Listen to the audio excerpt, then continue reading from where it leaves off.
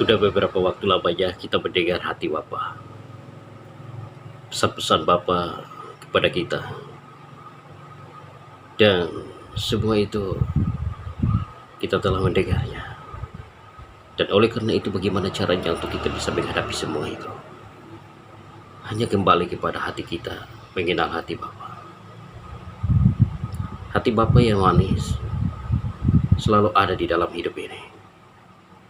Dan jikalau kita tidak mendengar apa yang menjadi kerinduan hati Bapa, maka kita tidak akan menerimanya, yaitu kehidupan yang baik. Aku sudah menyampaikan beberapa hal kepadamu, dan jangan diam tentang hal-hal itu, yaitu hal-hal kebenaran hidup. Apa itu hidup yang baik?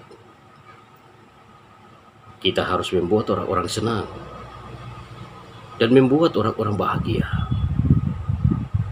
Saudara-saudaraku, membuat orang bahagia dan senang bukan berarti memberikan mereka sesuatu yang ada pada kita dan kita bagikan kepada mereka. Bukan berarti membuat mereka merasa bangga dengan perbuatan kita. Tapi semua yang kita lakukan adalah yang datangnya dari Allah, Bapa kita, di dalam nama Yesus Kristus. Orang-orang menegur kita sampai hari ini dengan cara-cara mereka. Tetapi kita tidak perlu khawatir, kita tidak perlu ragu, karena Tuhan selalu bersama kita. Orang-orang akan melihat kita dengan pikiran mereka. Mereka akan menilai kita dengan iman mereka. Tetapi iman kita tidak seperti itu. Kita adalah anak-anak Tuhan, hamba-hamba Allah yang setia, hamba-hamba Allah yang menang, anak-anak Tuhan yang akan memperoleh hidup yang kekal. Dan oleh karena itu,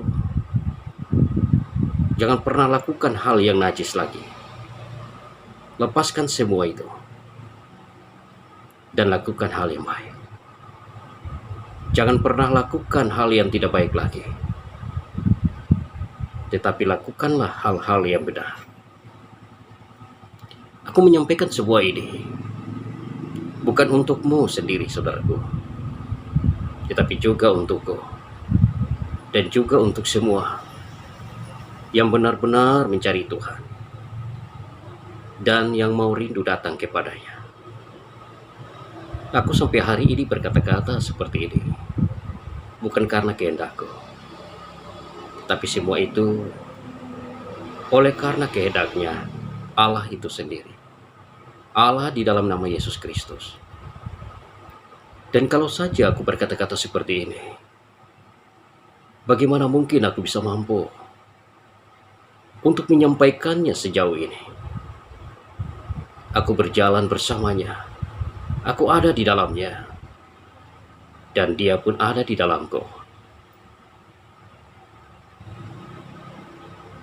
Dan aku melakukan apa yang menjadi kehendaknya.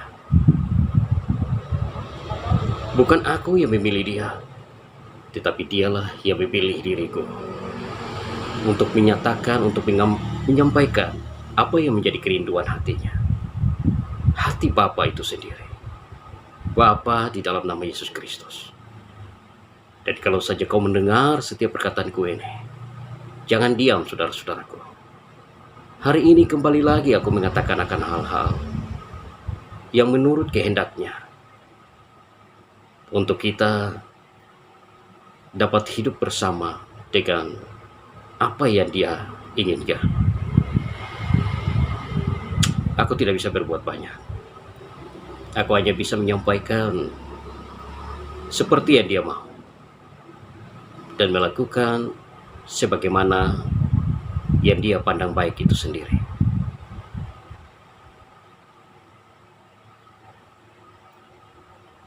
Tuhanku sangat mengasihiku. Begitupun Dia sangat mengasihi dirimu semua, saudara-saudaraku. Jangan pernah kalah di dalam imanmu. Aku terus mengatakan akan hal ini kepadamu. Jangan kalah, jangan lemah di dalam hidup ini. Dengan apa yang ada padamu, ya daripadanya. Jangan diam. Iman kita adalah iman yang benar. Apapun penilaian orang, apapun tanggapan orang terhadap iman kita, kita tidak perlu ragu, tidak perlu takut, tidak perlu cemas. Semua itu hanyalah tantangan, halangan yang ingin mengacau balokkan pikiran kita, hati kita, untuk kita tidak bisa maju lebih dalam, tinggal bersama dekat hati Bapa. Hari ini aku ingin kita lebih dalam mengenal hati Bapa. Hati Bapa sangat rindu kepada setiap kita yang mencarinya. Jangan diam, saudara-saudaraku, tentang hidup yang baik. Bapa akan selalu mengasihimu.